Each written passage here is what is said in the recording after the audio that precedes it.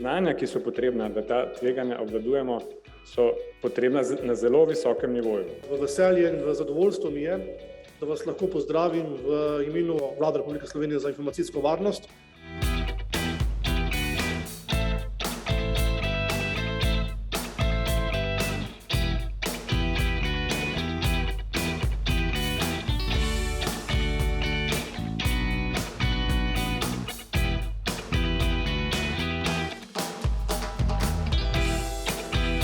Dajmo si za sekundo zamisliti naslednji scenarij.